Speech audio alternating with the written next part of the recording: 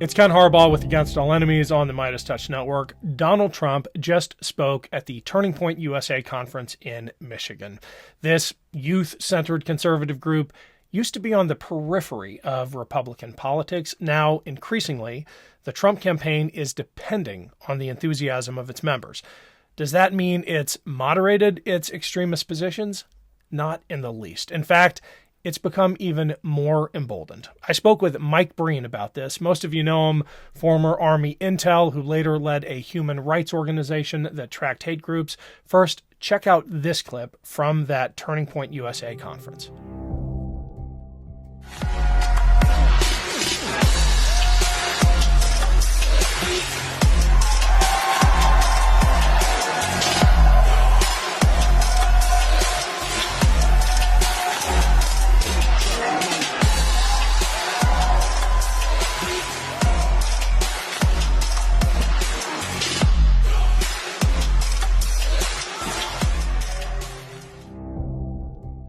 So, Mike Breen, you're a former Army intel officer. You led a human rights organization where you tracked hate speech, you tracked hate groups.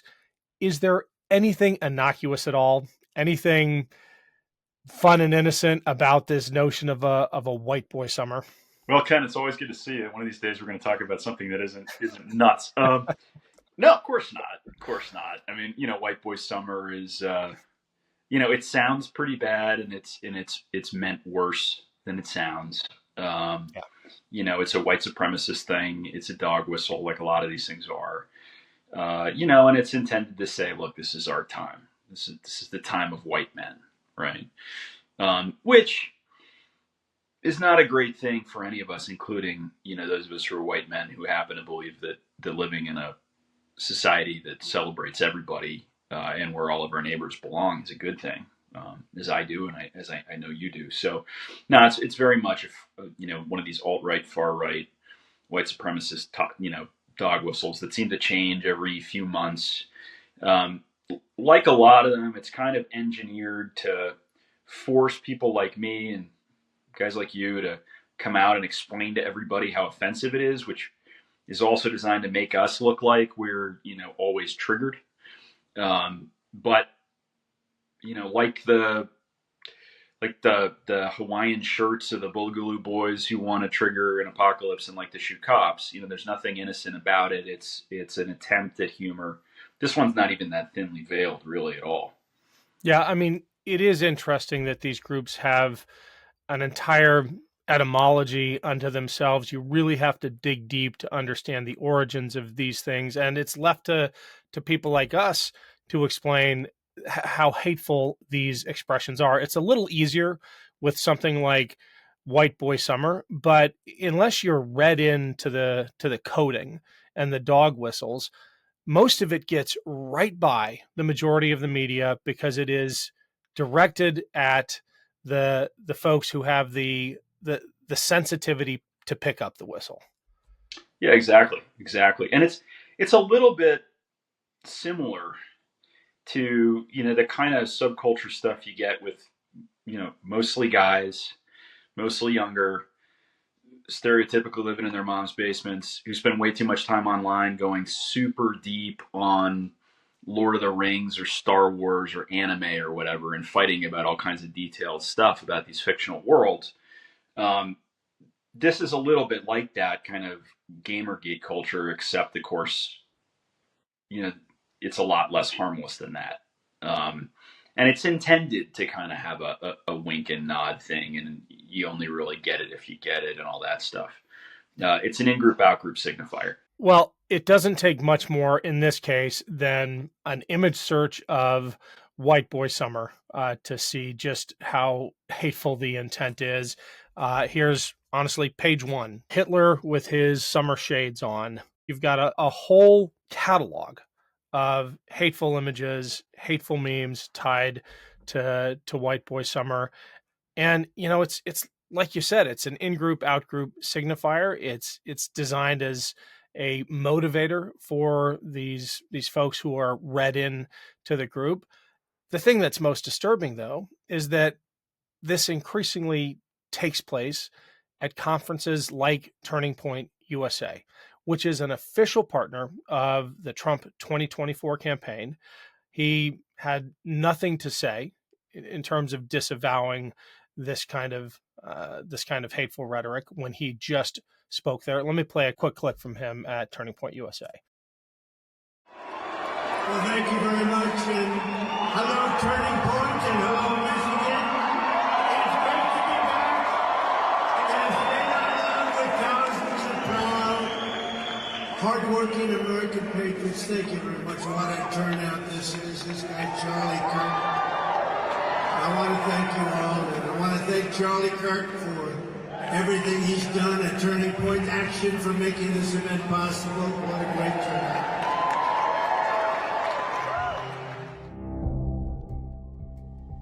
Thanks for watching, everyone. Between now and the election, I'm going to highlight a handful of critical pro-democracy efforts that I want you to know about.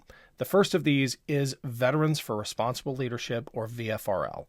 It's an organization on the front lines of the battle to protect our democratic safeguards and to hold accountable those who would dismantle them. VFRL's number one priority between now and November is preventing Donald Trump from being reelected. As an organization led by veterans, VFRL is bringing to bear all that experience and credibility to persuade other veterans and military family members that a vote for Donald Trump is a vote that undermines the very Constitution that those in the military swore to uphold. Here's where VFRL needs your help. If you are a veteran or a family member of one, and if you're looking for ways to make meaningful contributions between now and November, go to vfrl.org. The team there is working on a number of critical initiatives that will make a difference in the coming presidential election. But they need more veteran voices and more volunteers. If you're up for it, go to vfrl.org and sign up. I'll have more updates in the coming months on what they have planned, but trust me, it'll be worth your time. Thanks. Mike, that's the problem. I mean, there are always hate groups, and there always will be hate groups in the United States. But when they have this tight of an alliance with a major political party, you have to go back a ways. You probably have to go back to the 30s and 40s to find something this dangerous.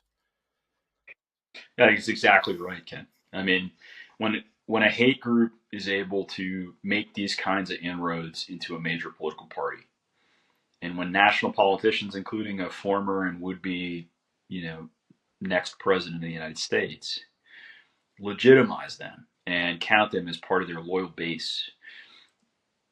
We've always had this in American life, as you say, but that kind of thing takes us back to the worst days of the Ku Klux Klan and groups like that, where you had a very thin separation between essentially white supremacist terrorism and official elected office and the power of government, right? Especially in the South.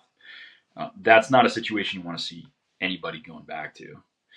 And that's a situation that I think we face until and unless the Republican Party is able to finally decide to return to a place where it has, I mean, at a minimum, it's a strange thing to say, but where Republicans, including people like the Speaker of the House, can speak better of the Department of Justice, the FBI, the intelligence community than they can of violent white supremacist groups, right?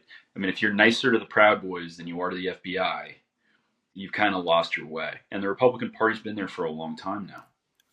What is our responsibility, ours as communicators in this space, the activist community, our audience, in calling this out? Because sometimes it feels like we're just drowning in this wave of the dog whistles and the imagery, and it almost feels impossible to call it out every time. But is there a threshold? Is it the Sonnenrad in a Ron DeSantis video, Nazi imagery in a Ron DeSantis video? Is it, Pepe memes? How do we react to this? As someone who has spent years studying hate groups and the language and strategies that hate groups employ, how do we respond? That's a tricky one. I think in some ways there are principles that govern this, right? And one of the most important things to do is to try to avoid whenever we can sort of repeating their talking points, which is tempting to do because, we in some ways, you and I just did that to explain them, and we have to. But there's a fine line between amplifying what they're doing and shining a light on it. I think we've always got to be aware of that. In some ways, less so now that they've captured major media outlets and a presidential candidate and a major political party, but hate groups and extremist groups of all kinds have always kind of counted on the rest of us to amplify their message. That's why they do such shocking and extreme things. That's why so much of their violence even is theatrics, is because they're only going to matter to the extent that the rest of us pay attention to them and get our neighbors to do that. So that's a big deal, but at the same time, you can't ignore it, and you can't just walk by it. What this movement's trying to do in a lot of ways, I think, Ken, is camouflage itself as normal conservative American political movement, which it's not. And to the greatest extent we can point that out, I think we might make a difference. And the last thing I'll say about this, I guess, is that we talk a lot about the tipping point, what's it going to take? What's it going to take? I don't think there is one except at the individual level. Except, at some point, we've all got to walk into a voting booth alone in November and decide what we think is right for our country and our families and our kids. Yeah. And in that moment, I think it does matter what's been said up to this point to each and every one of us. And I still believe that most people who walk into that voting booth are going to try to do the right thing. And they're going to try to do it for the right reasons. It's our job to help them figure out what that right thing is. Mike, I think that is 100% right. And it brings to mind this ad from our partners at the Lincoln Project. And I want to end on this note because it drives that message home to those voters come November who are going to have to decide in the ballot box whether they follow their conscience or they follow those baser instincts that Trump is appealing to. And I, like you, believe that America's going to do the right thing in November. Thanks, Mike. Always good to have you. Thank you, Ken. It's always good.